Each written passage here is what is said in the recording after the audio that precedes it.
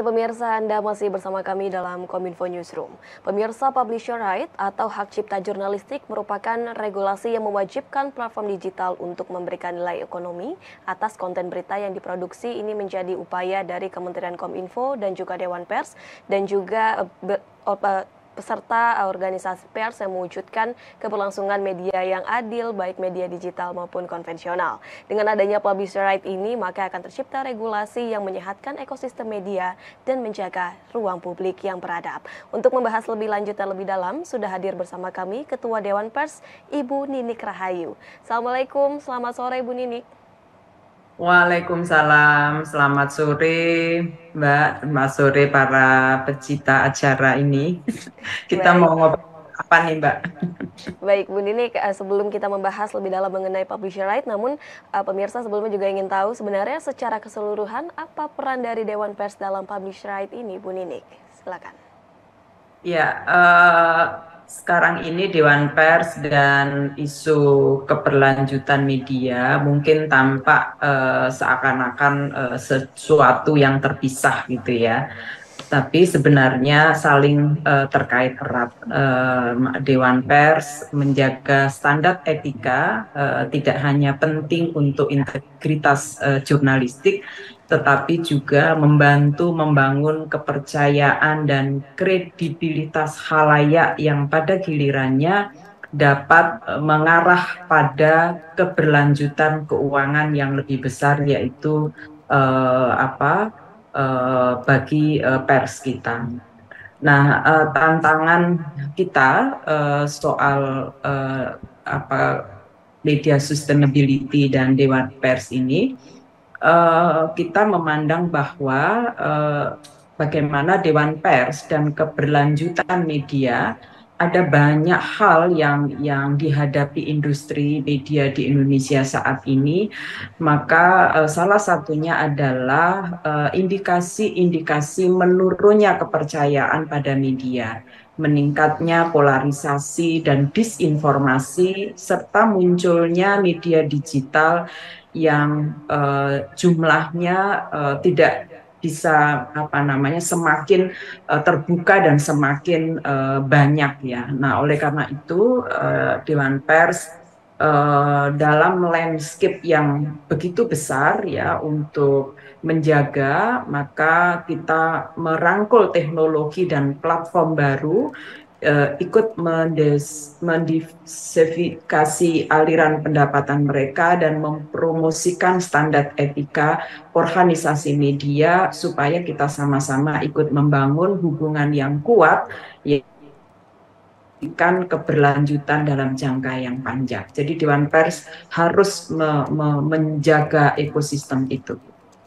Baik, Dewan Pers menjaga standar etika jurnalistik, tentunya juga menjaga kredibilitas dari khalayak dan merangkul platform digital untuk ikut membangun hubungan yang kuat dalam waktu yang berkepanjangan begitu. Kemudian dalam konteks penyusunan publisher right, apakah Dewan Pers ini juga terlibat langsung begitu Bu Ninik, dan apakah dalam konteks pelaksanaan ini bagaimana peran Dewan Pers kemudian? Apakah menjadi pengawas begitu Bu Ninik?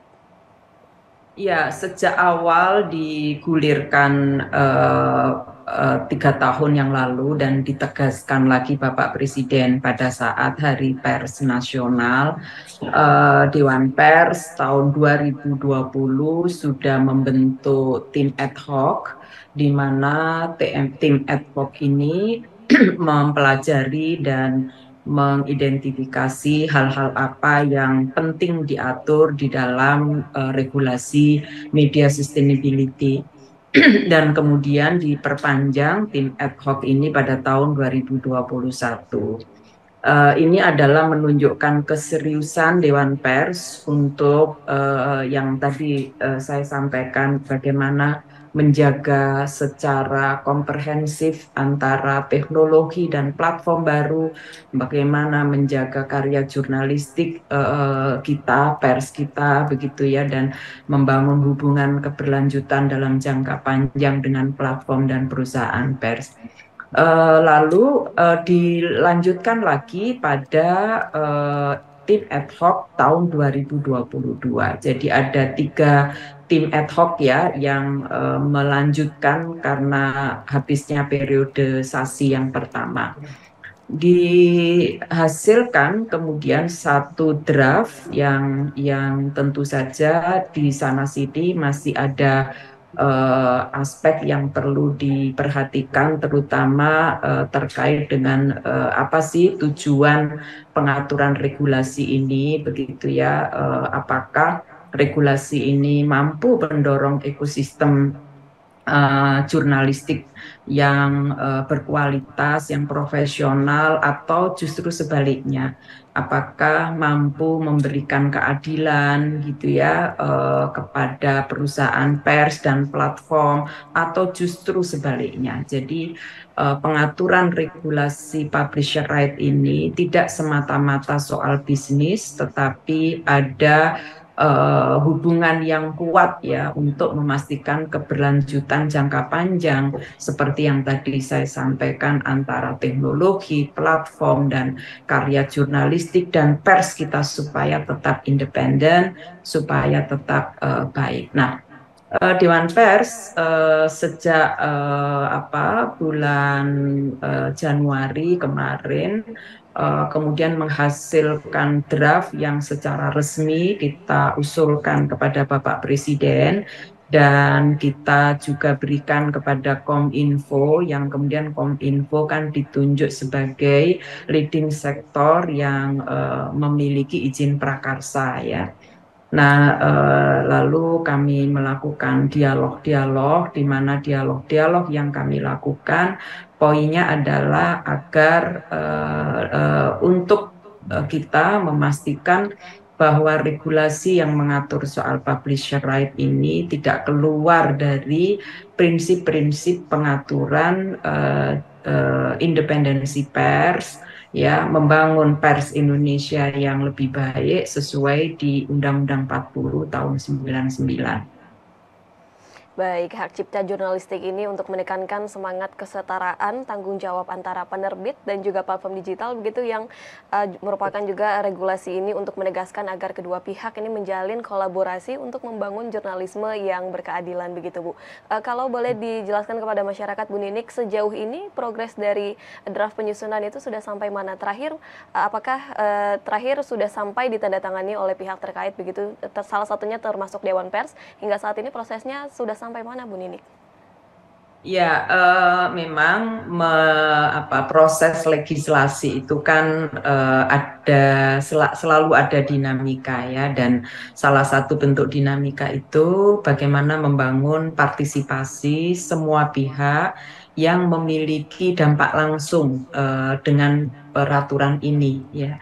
Nah, oleh karena itu kami dari Dewan Pers menghargai Kementerian Kominfo, dalam hal ini Dirjen IKP, yang terus membangun komunikasi yang konstruktif dengan berbagai pihak, termasuk dengan Dewan Pers, konstituen Dewan Pers, maupun dengan kementerian lembaga yang terkait penyusunan regulasi, dan juga dengan platform bahkan. Jadi ini adalah untuk memastikan meaningful participation bagi para pihak yang memang nanti akan terdampak dengan peraturan ini, terkait langsung dengan peraturan ini. Nah, mempertimbangkan itu, Dewan Pers sudah membuat penyikapan ya. Terakhir kita juga berkirim surat kepada Bapak Presiden yang juga kami tembuskan kepada Kominfo, terutama Pak Dirjen IKP, untuk Dewan Pers tetap pada sikap draft yang diusulkan, yang dikirim kepada Bapak Presiden pada bulan Februari yang lalu, bulan Januari Februari yang lalu, begitu ya. Intinya adalah kita dalam menghadapi industri pers ya, apakah itu perusahaan pers maupun perusahaan platform, dan berbagai inovasi dan pertumbuhan, kerjasama ini tetaplah memprioritaskan isu-isu penting kita, yaitu menciptakan lanskap media yang berkelanjutan dan beretika. Itu satu. Artinya tetap berpijak pada Undang-Undang 40 tahun 99 tentang pers. Yang kedua, kami ingin memastikan bahwa dalam regulasi ini tidak dibuka sekecil apapun celah yang bisa mengganggu independensi pers melalui perusahaan pers, baik itu intervensi dari lembaga pemerintah maupun dari lembaga perusahaan misalnya ya, atau dari dari unsur pihak ketiga atau unsur masyarakat yang memberi potensi tidak berjalannya independensi pers kita. Oleh karena itu, kalau ditanya apakah sekarang ini sikap Dewan Pers sudah tunggal, insya Allah sudah. Jadi kami tetap ingin agar inovasi-inovasi dan pertumbuhan-pertumbuhan yang memang sedemikian progresif ya terhadap pers kita, kita tetap bekerja sama memprioritaskan isu-isu penting yang bisa menciptakan landscape media yang berkelanjutan dan beretika. Mudah-mudahan tidak terlampau lama, tetap berpegang pada Undang-Undang 40 dan kalau misalnya bersepakat dengan usulan yang sudah pernah disampaikan Dewan Pers, mudah-mudahan itu tidak terlampau lama untuk bisa diputuskan. Begitu, Mbak. Baik, komunikasi ini terus dilakukan terkait dengan penyusunan regulasi dan tentunya kita harapkan semua bahwa memang proses untuk penyusunan ini tidak berlangsung lama begitu ya Bu. Kemudian skema seperti apa kiranya yang cocok Bu Ninik untuk pembagian pendapatan antara platform digital dan juga penerbit atau dari pengarang konten ini sendiri Bu? Ya, seperti yang tadi saya sampaikan, karena kita ingin landscape media yang berkelanjutan dan beretika itu bisa diwujudkan, maka satu, dia tetap berpegang pada Undang-Undang 40. Artinya, menggunakan standar-standar perusahaan pers dan penyelesaian yang mendasarkan pada Undang-Undang 40 ya, karena memang tujuannya seperti yang tadi saya sampaikan, bagaimana keberlanjutan media kita, industri media kita itu tetap menggunakan standar etika dan memikirkan kelangsungan jangka panjang. Maka ini dua-duanya harus diperlakukan, memperlakukan ekosistem ini sebagai tujuan utama. Yang kedua, sebetulnya ini kan hubungan transaksional antara B2B ya, bisnis to bisnis yang di luar tanggung jawab pada keberlangsungan tadi ya, untuk jangka panjang, untuk ekosistem yang pers kita yang sehat, yang profesional. Kita juga memikirkan hubungan bisnis to bisnis antara media, perusahaan pers dengan perusahaan platform. Maka hubungan ini adalah hubungan kontraktual, hubungan perdata, hubungan kesepakatan yang sesungguhnya perlu kita serahkan kepada para pihak sepanjang tadi terjaga ya, yang standar etikanya dijaga, kelangsungan hidup jangka panjangnya dijaga gitu ya, membangun kepercayaan dan kredibilitas dengan baik gitu ya. Nah, itu sukses dua-duanya lah. Jadi ini kesepakatan mereka saja ya. Tetapi kalau misalnya di antara keduanya tidak tercapai kesepakatan, karena kesepakatan itu sekarang sudah ada contoh-contohnya. Pada saat Hari Pers Nasional itu ada salah satu perusahaan pers di Cirebon itu berhasil membuat kesepakatan dengan Google ya, dan mendapatkan pendapatan dari iklan yang didapatkan, dan itu terjadi kesepakatan antara B2B. Nah, ketika kesepakatan itu terjadi, ya sebetulnya itulah yang disebut dengan undang-undang. Undang-undang itu adalah tertinggi adalah kesepakatan para pihak gitu. Nah, baru kalau misalnya terjadi perbedaan pendapat, ya, ada yang merasa dirugikan dan ingin mendapatkan penyelesaian, maka Dewan Pers mengusulkan tetap berada di bawah Dewan Pers. Dewan Pers itu kan punya pokja pengaduan, ya.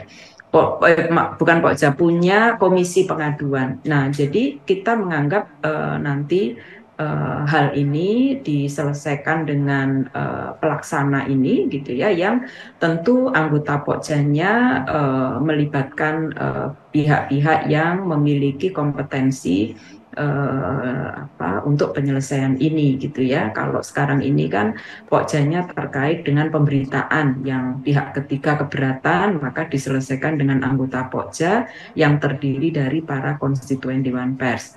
Nah, nanti kalau misalnya ini keberatannya terkait dengan perjanjian atau revenue sharing ya antara perusahaan platform dengan perusahaan pers, ya anggota Pokjanya bukan diubah, ditambah ya. Ada yang profesional, mereka yang memang ahli menghitung, ahli digital begitu ya, untuk menjadi bagian dari proses penyelesaian ketika ada konflik. Nah, cara yang diselesaikan adalah dengan mediasi begitu. Nah, tapi kalau nanti mediasinya ternyata juga kurang berhasil, maka dipersilakan bagi para pihak untuk menyelesaikan dengan proses hukum seperti undang-undang yang saat ini berlaku tentang peradilan, misalnya dengan gugatan perdata misalnya. Kalau terkait itu, kira-kira begitu, Mbak. Jadi logikanya bagaimana agar Dewan Pers terus dan keberlanjutan media ini dua aspek penting dari industri media kita di Indonesia. Itu hal yang perlu kita garis bawahi ya, bahwa Dewan Pers dan keberlanjutan media adalah dua aspek penting dari industri media kita di Indonesia.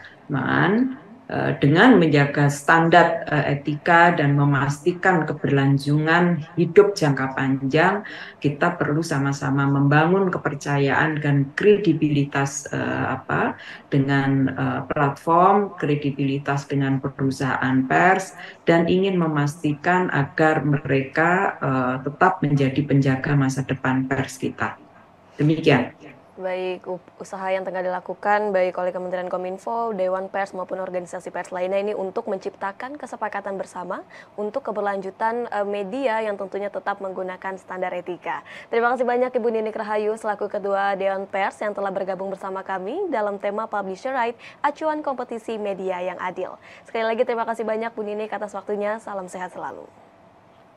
Selamat sehat, terima kasih. Dan pemirsa, perbincangan tadi sekaligus menutup perjumpaan Kominfo Newsroom pada hari ini.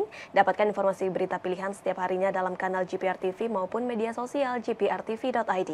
Dukung terus migrasi TV digital, bersih gambarnya, jernih suaranya, dan canggih teknologinya. Saya Bilqis Sabila pamit dari hadapan Anda. Selamat sore dan sampai jumpa.